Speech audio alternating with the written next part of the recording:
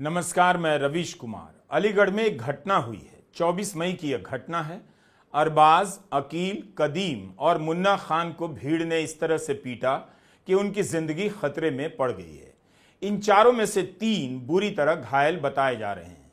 ईंट, डंडे, रॉड से भीड़ ने इन चारों को पीटा है। वैसे मैं कह रहा हूं भीड़, लेकिन इन सब के नाम है और इनकी पहचान है। इसका वीडियो वायरल भी है। भीड़ ने मारने से पहले इन चारों के कपड़े भी उतरवाए। इतना गुस्सा इस भीड़ के भीतर किसने भरा, हम एक नहीं 1000 बार बता चुके हैं। नेताओं के बच्चे अमेरिका, लंदन पढ़ने के लिए जा रहे हैं और कस्बों के बच्चे भीड़ बनकर किसी के कपड़े उतार रहे हैं, ईंट और रॉड से मार रहे हैं गौ रक्षा के नाम पर। हमने 4 लोगों के नाम बता दिए। अब आपको गौ रक्षकों के नाम भी जान लेने चाहिए जिनके नाम एफआईआर में हैं। राम कुमार आर्या, चेतन लोधी, शिवम हिंदू लोधी, रविंद्र उर्फ बंटी, लवकुश, अनुज भूरा, विजय, गिरीश कुमार, अंकित राणा, विजय कुमार गुप्ता और इन सब के अलावा 20 से 25 व्यक्तियों को अज्ञात के रूप में दर्ज किया गया है। भानु प्रताप, विजय बजरंगी, विजय कुमार और लवकुश की गिरफ्तारी की खबर है। तो 30 से 40 आदमी कभी भी गौ रक्षा के नाम पर किसी की गाड़ी रोक सकते हैं, पैसे मांग सकते हैं, गाड़ी में आग लगा सकते हैं और गाड़ी में सवार लोगों को पीट पीट कर अधमरा कर सकते हैं। एफआईआर में केवल नाम है।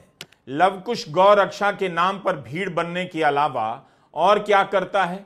गिरीश, अंकित राणा, विजय कुमार गुप्ता अपने जीवन में क्या क्या करते हैं, कहां पढ़ते हैं, किसके बच्चे हैं और कब से गौ रक्षा कर रहे हैं या कब से भीड़ बन रहे हैं, हम नहीं जानते। लेकिन अलीगढ़ के लोगों को जानना चाहिए कौन है, पता करना चाहिए। बुरी तरह मारने के बाद इन घायलों के खिलाफ एफआईआर भी कराई गई है। इन पर आरोप भी लगाया गया है कि इन चारों ने ग्रामीणों पर हमला किया है। एक घायल के पिता ने मीडिया से कहा है कि पहले भी इन गौ रक्षकों ने वसूली का प्रयास किया था। घायलों का आरोप है कि पुलिस से मदद के लिए गुहार लगाई, लेकिन पुलिस हमें अपनी ही गाड़ी से उतारने लगी। मैंने पुलिस वालों से बोला, मैंने कि सर ये लोग हमें मार देंगे। पुलिस वाले हमें गाड़ी में से बाहर फेंकने लगे खींच कर। मैंने कि सर मार देंगे ये लोग हमें, क्योंकि हमारी गाड़ी तोड़ देंगे। मैंने कि सर तुम्हें गाड़ी की फिक्र हो रही है, हमारी जान की कोई फिक्र नहीं हो रही। तो कहने लगे कि नहीं बाहर लिख लो, बाहर लिख लो। पुलिस वालों को उन लोगों ने बोला कि आप हटो। पुलिस वालों को हटा करके उन लोगों ने फिर हम पे जो अत्याचार करा, डंडे ले, सरिया ले, रॉड ले, हर चीज अंदर घुसुड़ के मार रहे थे। कपड़े खींच के कपड़े फाड़ दिए, एक एक करके सबको खींच लिया। उनका कहना था तुमने गाय काटी है, ये कहना था। और हमसे पैसे भी मांगे थे स्टार्टिंग में उन लोगों ने, लेकिन पैसे थे नहीं जो हम उन लोगों को दे पाते। तो जबरदस्ती खींच के जेएसआर के नारे लगवा रहे थे। एक बार और रोका था उन लोगों ने, 15 से 20 दिन के पहले की बात थी। उन लोगों ने रोका, रोकने के बाद जो है कोई फिरौती मांगने लगे। 3 दिन में वहाँ पुलिस की गाड़ी आ गई। पुलिस की गाड़ी से आने के बाद पुलिस वाले हमें ले जा चुके थे थाने में। उन लोगों ने हमारे कागज वागज सारी चीज चेक की, सारी चीज पक्की थी। उन लोगों ने हमें छोड़ दिया। गौ रक्षक के नाम पर वसूली का नेटवर्क बन गया है। आपसी सहमति से वसूली हो रही है और जबरन भी। मांस के व्यापार के पीछे के इस कारोबारी सच को भी ध्यान में रखना चाहिए। बहुत सारी खबरें आपको इंटरनेट पर मिल जाएंगी जिसमें गौ रक्षकों के नाम पर गुंडों का दल किसी गाड़ी का पीछा कर रहा है, गाड़ी भागते हुए पलट रही है, किसी को जलाकर मार दिया जा रहा है। इन खबरों में आप देखेंगे कि पुलिस भी अपने स्तर पर धरपकड़ करती रहती है। उस पर भी रिश्वत वसूलने के आरोप लगते हैं। इनसे जुड़ी कई सारी खबरें बता रही हैं कि मांस का व्यापार हजारों करोड़ रुपए का हो चुका है। इसकी वजह से भी इसके पीछे आपराधिक गिरोह पनप गए हैं जिनके साथ पुलिस की मुठभेड़ होती रहती है और इसी कारण मौका भी मिल जाता है किसी बेकसूर पर मुसलमान होने के नाम पर हमला कर देने का या किसी मांस व्यापारी को गौ मांस के नाम पर लपेट लेने का। यही कारण है कि आपको पुलिस और मवेशी तस्करों से जुड़ी कई खबरें मिलेंगी। कई बार इनकी रिपोर्टिंग में गौ मांस या बीफ का जिक्र नहीं होता, कैटल स्मगलर या मवेशी तस्कर लिखा जाता है। इस तरह के अपराध में हिंदू नाम के आरोपी भी मिल जाते हैं और मुस्लिम नाम के भी। पशुओं की तस्करी और मांस का व्यापार इतना बड़ा हो गया है कि पुलिस इससे जुड़े अपराध को खत्म नहीं कर पा रही है।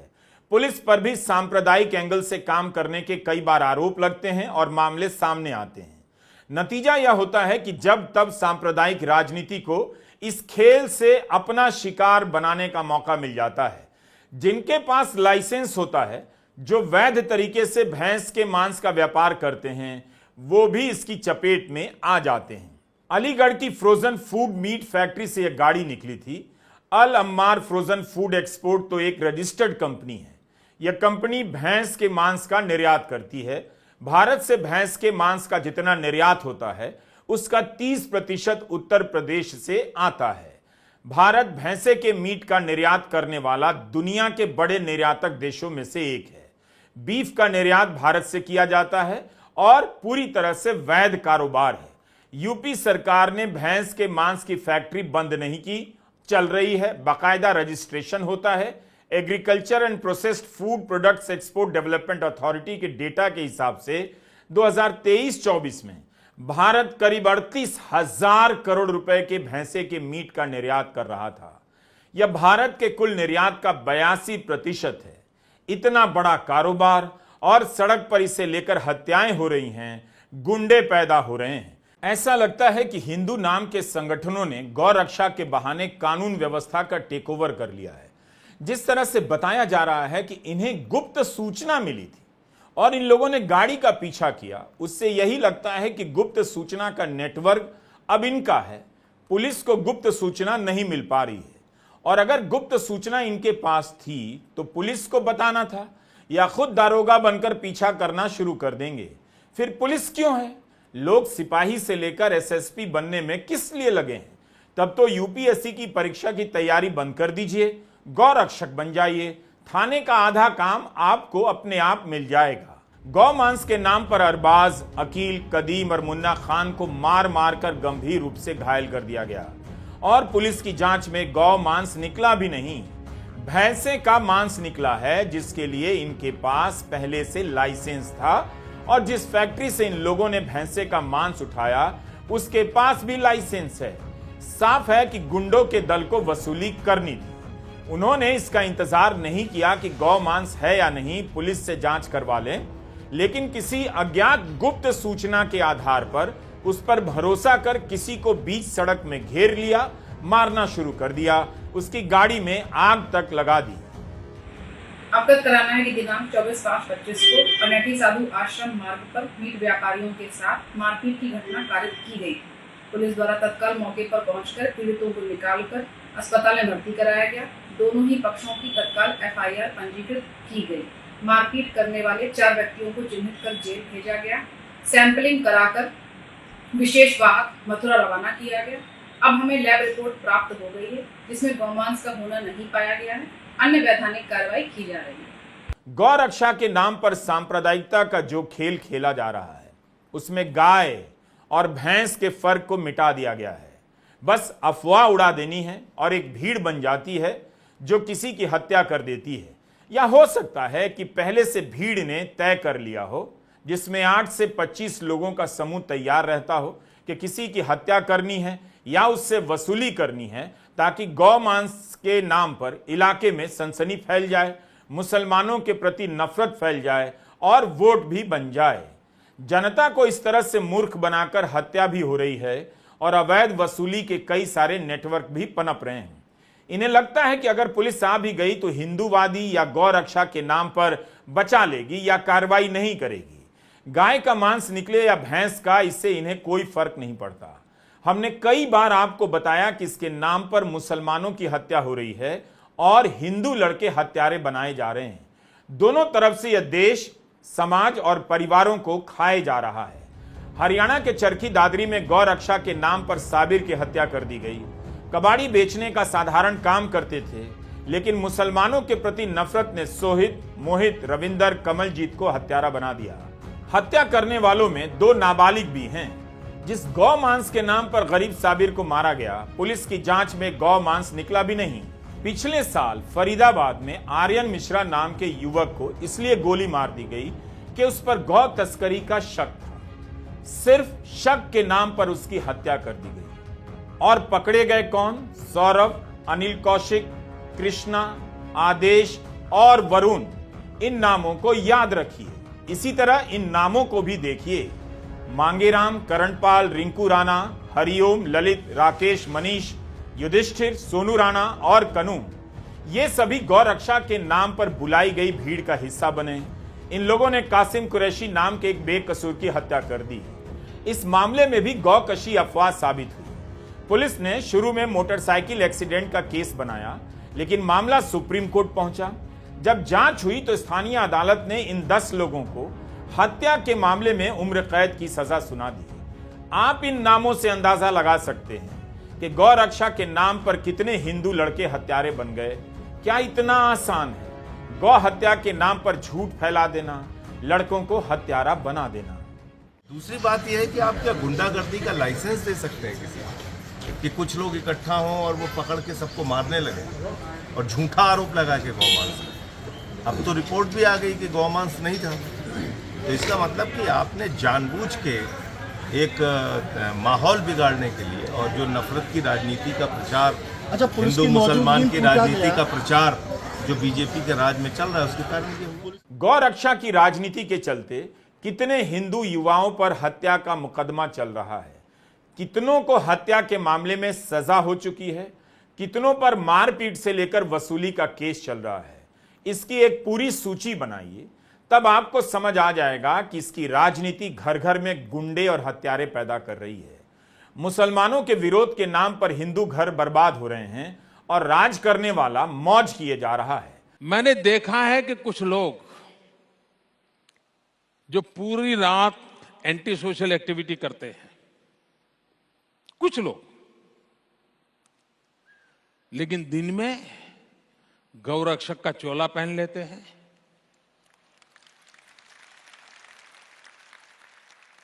मैं राज्य सरकारों को अनुरोध करता हूं कि ऐसे जो स्वयंसेवी निकले हैं, अपने आप को बड़ा गौरक्षक मानते हैं, उनका जरा डोजियर तैयार करो। 70-80% ऐसे निकलेंगे जो ऐसे गोरख धंधे करते हैं जो समाज स्वीकार नहीं करता है, लेकिन अपनी उस बुराइयों को से बचने के लिए ये गौरक्षा का चोला पहन करके निकलते हैं। 2016 में प्रधानमंत्री मोदी ने फर्जी गौ रक्षकों से सावधान रहने के लिए कहा कि ये समाज में तनाव पैदा करने का प्रयास कर रहे हैं। राज्य सरकारों को इनके खिलाफ कड़ी कार्रवाई करनी चाहिए। उसके बाद से प्रधानमंत्री मोदी इस तरह के मामले में चुप से हो गए और गौ रक्षा के नाम पर भयंकर घटनाओं का सिलसिला आज तक जारी है। तो सबको याद रखना चाहिए कि जिस तरह से सऊदी अरब जाने से पहले बीजेपी के सांसद निशिकांत दुबे कह रहे हैं आतंकवाद का कोई धर्म नहीं होता, उसी तरह एक दिन गौ रक्षा के नाम पर हिंदू राजनीति को ढोने निकले युवकों को भी अपराधी कह दिया जाएगा। मुसलमानों के प्रति नफरत के नाम पर हिंदू राजनीति का खाद पानी तैयार किया जाता रहा है और फिर इसी खाद को बेकार भी घोषित कर दिया जाएगा। रोड शो पर निकले भारत के प्रधानमंत्री मोदी को फिर से इस पर बोलना चाहिए। गौ रक्षा के नाम पर वसूली और हिंसा का रास्ता छोड़ने की अपील करनी चाहिए, लेकिन प्रधानमंत्री ऐसा नहीं बोल पाएंगे। जब वे ट्रंप के बयान पर जवाब नहीं दे पा रहे हैं, चीन का नाम नहीं ले पा रहे हैं, तो आपको क्यों लगता है गौ रक्षकों का नाम लेकर उन्हें हिंसा और गुंडाई का रास्ता छोड़ने की अपील कर देंगे? ऐसा बिल्कुल नहीं करेंगे। विपक्षी दल अब साहस करने लगे हैं, ऐसी घटनाओं का विरोध करने लगे हैं। हिंदू वोट के नाराज होने के नाम पर चुप रहने की जरूरत नहीं, बल्कि बताने की जरूरत है कि इस वोट बैंक की राजनीति से अपराधी किनके घरों में पैदा हो रहे हैं। अलीगढ़ में जब तक सांप्रदायिक राजनीति गरमाती रहती है, वहां पर विरोधी दलों के कार्यकर्ता सड़क पर उतरे और इस घटना का विरोध किया है। कांग्रेस के सांसद इमरान मसूद, पूर्व सांसद दानिश अली, आम आदमी पार्टी के सांसद संजय सिंह, आजाद समाज पार्टी के सांसद चंद्रशेखर और समाजवादी पार्टी के सांसद रामजी लाल सुमन भी अलीगढ़ गए, घायलों से मुलाकात की, इस घटना की निंदा की। सबने इनका मुकदमा सुप्रीम कोर्ट तक लड़ने की बात कही है। जो कुछ भी बताया कि 112 नंबर की गाड़ी उनके सामने से गुजर रही थी, वो लोग फरियाद कर रहे थे, गुहार कर रहे थे कि हमारी मदद करो, और 112 नंबर की गाड़ी उनकी मदद के लिए नहीं रुकी। पहले 20 लोग हुए, फिर 50 लोग हुए, फिर वहां 300-350 लोग इकट्ठा हो गए। ये तो एक सुनियोजित हत्या की कोशिश पूरी तरीके से दिख रही है, और जिस तरीके से मारा गया है, ये तो मैं फिर दोहरा रहा हूँ कि ऊपर वाले की कृपा से लोग बच गए, वरना तो बचना ही नहीं था। जितनी बुरी तरीके से इन लोगों को मारा गया। और बाद में भी पुलिस वाले जब वहां पे पहुंचे तो ये लोग खुद से जाके पुलिस की गाड़ी में बैठे, पुलिस वाले उतार रहे हैं इनको कि उतरो। तो मैं योगी आदित्यनाथ जी से, उत्तर प्रदेश के मुख्यमंत्री से कहना चाहता हूँ, यही आपकी कानून व्यवस्था है। इसी का डंका आप पीट रहे हैं पूरे दुनिया में कि हमने यूपी की कानून व्यवस्था बहुत चुस्त कर दी है, दुरुस्त कर दी है, बहुत अच्छी कर दी है। तो धर्म के नाम पे ये नफरत की राजनीति के नाम पे ये इस प्रकार की गुंडागर्दी का लाइसेंस देना, मैं समझता हूँ ये भारतीय जनता पार्टी की घटिया मानसिकता को दर्शाता है और खुलेआम उनके राज में गुंडागर्दी हो रही है, ये इस बात को भी दर्शाता है। गाय के नाम पर गुंडा बनाने की राजनीति की यह फैक्ट्री बंद हो जानी चाहिए। गौ रक्षा के नाम पर गुंडा बनाने से अच्छा है इन्हीं युवाओं को सरकार एक एक गाय दे दे, या बीजेपी के पास कई हजार करोड़ रुपए का चंदा जमा हो गया है, वह अपने कार्यकर्ताओं को पेंशन और सैलरी तक दे सकती है। बीजेपी चाहे तो एक एक गाय खरीदकर सभी गौ रक्षकों को दे सकती है ताकि वे गाय की सेवा करें, दूध पिएं, दूध बेचें, दही खाएं, दही बेचें, मक्खन घी का उत्पादन करें, इस्तेमाल करें। जितने भी गौ रक्षक हैं अगर सारे मिलकर दिन भर गोबर ही उठाते रहें तो उन अर्थशास्त्रियों का सपना जल्दी पूरा हो जाएगा जो गोबर के सहारे देश की अर्थव्यवस्था में चमक पैदा करना चाहते हैं। किसी की जान लेने से अच्छा है जीवन के कुछ साल गोबर में खपा दिए जाएं। इसका एक लाभ यह भी होगा कि जिस के दिमाग में गोबर भरा है वह भी अमीर हो जाएगा। नमस्कार, मैं रवीश कुमार।